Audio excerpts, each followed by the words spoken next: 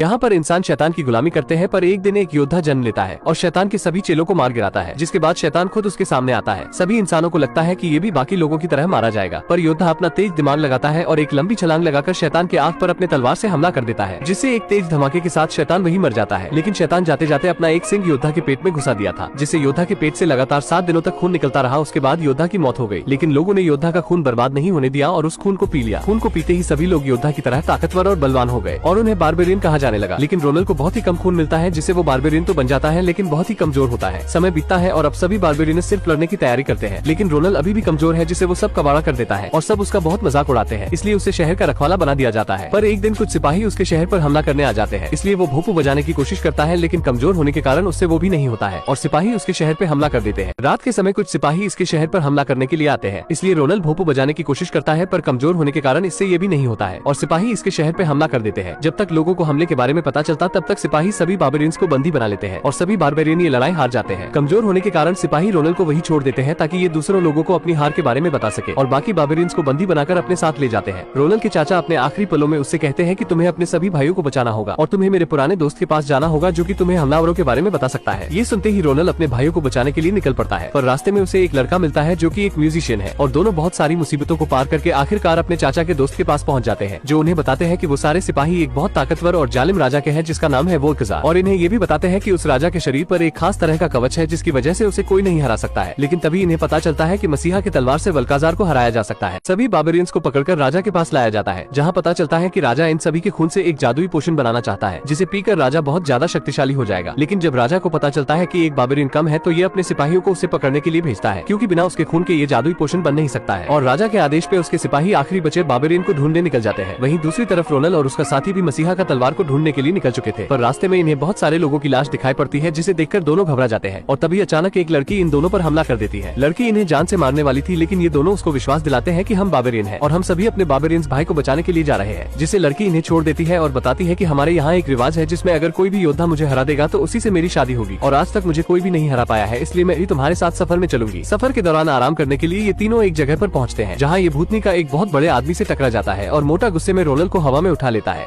अपने सफर के दौरान तीनों एक जगह पहुँचते हैं, जहाँ ये साला एक बहुत बड़े आदमी से टकरा जाता है, जिस वजह से मोटा आदमी बहुत गुस्सा हो जाता है और रोनन को पकड़कर हवा में उठा लेता है। तभी जमीन फाड़कर राजा के सिपाही वहाँ पहुँच जाते हैं, जो रोनन को लेने आए होते हैं। सिपाही जैसे ही रोनन को पकड़ता है तो लड़की वहाँ आकर उसका सर ही उड़ा देती है। फिर तीनों वहाँ से अपनी जान बचाकर निकल जाते हैं। राजा को इस बात के बारे में पता लगता है तो वो गुस्से में तीनों को पकड़कर लाने का आदेश दे देता है, लेकिन तब तक रोनन और उसके साथी वहाँ से निकल जाते हैं। राजा के सिपाहियों से बचकर रोनन और उसके साथी एक ऐसी जगह पहुँचते हैं जहाँ से आगे का रास्ता उन्हें एक गिरगिट से पूछना पड़ता है, लेकिन रोनन बिना सोचे समझे आगे बढ़ने लगता है। वो जगह बहुत खतरनाक होती है, जिस वजह से रोनन सब कबाड़ा कर देता है और सबको अपनी जान बचाकर वहाँ से भागना पड़ता है। उसके बाद लड़की उस पर बहुत गुस्सा करती है। आगे बढ़ने पर उन्हें एक बहुत बड़ा किला दिखाई देता है, जिसके अंदर जाने पर उन्हें क्रोक की तलवार के बारे में पता लग सकता था। लड़की के लाख मना करने पर भी ये साला खुद के ऊपर गायब होने वाली दवाई लगा लेता है। उसके बाद महल के अंदर जाकर तलवार के बारे में जान लेता है। जब बाहर आता है तो लड़की भी इससे इम्प्रेस हो जाती है। तभी राजा के भेजे गए 2 ड्रैगन वहाँ आते हैं और रोनन और उसके साथियों पर हमला कर देते हैं, जिसमें से एक को तो पहले ही पकड़ लिया जाता है। ड्रैगन जैसे ही रोनन को पकड़ने वाला होता है, लड़की उसे धक्का मार देती है और खुद जाल में फंस जाती है। खुद को बचाने के लिए दोनों जंगल में भागने लगते हैं और इस तरह दोनों ड्रैगन से अपनी जान बचाते हैं।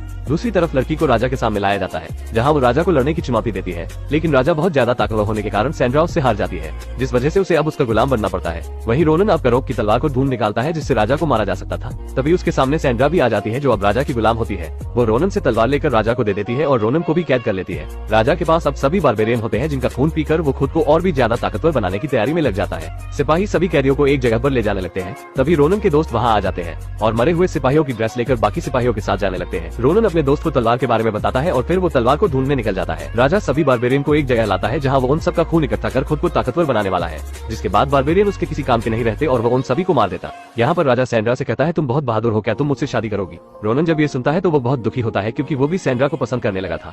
दूसरी तरफ उसका दोस्त तलवार का पता लगा लेता है, लेकिन वहाँ खड़े 2 सिपाही उसे देख लेते हैं। उसे कुछ समझ नहीं आता और अपना तंबूरा बजाकर गाना गाने लगता है। जब उसे लगता है गड़बड़ होने वाली है तो जल्दी से वहाँ से भाग जाता है। राजा ने सभी बारबेरियन का खून इकट्ठा कर लिया होता है, लेकिन तभी रोनन का दोस्त तलवार लेकर आता है और रोनन को आजाद कर देता है। इतने में एक सिपाही उसे देख लेता है। रोनन जल्दी से तलवार उठाकर उस पर हमला करता है, लेकिन कमजोर होने की वजह से नीचे गिर जाता है। तलवार के वार से सैनिक को तो कुछ नहीं होता है, लेकिन उसके पीछे का पिल्लर कट जाता है जो दूसरे के पिल्लर से टकराता है और धीरे धीरे सारे बारबेरियन आजाद हो जाते हैं। उसके बाद सारे बारबेरियन मिलकर राजा के सैनिकों पर हमला कर देते हैं और सभी को मारने लगते हैं। राजा सैंड्रा को बारबेरियन से लड़ने का कहता है। राजा का गुलाम होने की वजह से उसे ना चाहते हुए भी उनसे लड़ना पड़ता है। वो जैसे ही एक बारबेरियन को मारने वाली होती है कि तभी रोनन उसे रोक लेता है। रोनन उसे बहुत समझाता है कि तुम्हें राजा की बात मानने की जरूरत नहीं है और हम तुम्हारे दोस्त हैं और हमें इस लड़ाई में तुम्हारी जरूरत है। सैंड्रा को जब बात समझ आती है तो वो रुक जाती है, लेकिन तभी एक पत्थर के गिरने की वजह से वो उसके नीचे दब जाती है। इतने में राजा भी उन सभी के खून को पीकर एक बहुत बड़े दानव में बदल जाता है। वो उसी दानव जैसा लग रहा था जिसे शुरुआत में क्रोक ने मारा था। रोनन का दोस्त उसे क्रोक की कहानी के बारे में बताने लगता है, जिससे उसे बहुत हिम्मत मिलती है। उसके बाद वो एक ड्रैगन में बैठ दानव को मारने निकल जाता है। उसे पता लगता है कि उसके खोपड़ी में एक आंख है जिस पर वार करने से ही इसे मारा जा सकता है, लेकिन तभी राजा का जादूगर उस पर अपने जादू से हमला करने लगता है। ये सब देख उसका दोस्त अपने तंबूरे से उसके सिर पर मारता है, जिससे जादूगर वहीं पर मारा जाता है। रोनन जैसे ही दानव के सिर के पास पहुंचता है तो तभी उसके हाथ से तलवार छूट जाती है। तलवार नीचे गिरने लगती है, लेकिन सैंड्रा उसे पकड़ लेती है। राजा रोनन को पकड़कर सैंड्रा से उसे मारने को कहता है, लेकिन सैंड्रा उल्टा उसी पर वार कर देती है। गुस्से में राजा सैंड्रा को पकड़ लेता है और मौका देखकर रोनन भी उसके हाथ से लटक जाता है। अब जैसे जैसे दानव सैंड्रा को ऊपर लेता है वैसे वैसे रोनन भी उसके सर के करीब पहुंच जाता है। रोनन की हिम्मत को देख सभी बारबेरियन उसकी मदद करने लगते हैं। वो सभी दानव पर हमला करने लगते हैं। फिर रोनन अपनी पूरी ताकत से तलवार को दानव के आंख में घुसा देता है और एक धमाके के साथ दानव मारा जाता है। इस लड़ाई में रोनन बहुत जख्मी हो जाता है और सभी को लगता है शायद रोनन भी मर गया है। तभी सैंड्रा उसके पास जाकर उसका हाथ पकड़ती है और अचानक से रोनन की आंखें खुल जाती है। उसे जिंदा देख सभी बहुत खुश होते हैं और उसका धन्यवाद करते हैं, क्योंकि उसने दानव को मारकर बारबेरियन को ही नहीं बल्कि पूरी दुनिया को बचा लिया था। फिर सारे अपनी जीत का जश्न मनाते हैं और रोनन भी सिंगल से मिंगल हो जाता है और मूवी की यही पर ही हैप्पी एंडिंग हो जाती है। दोस्तों, यहाँ तक आ ही गए हो तो वीडियो को एक लाइक जरूर करें और भी ऐसी ही मूवी एक्सप्लेन वीडियो देखने के लिए चैनल को भी जरूर सब्सक्राइब करें। हम मिलेंगे आपसे बहुत ही जल्द ऐसी ही धमाकेदार वीडियो में। तब तक के लिए गुड बाय।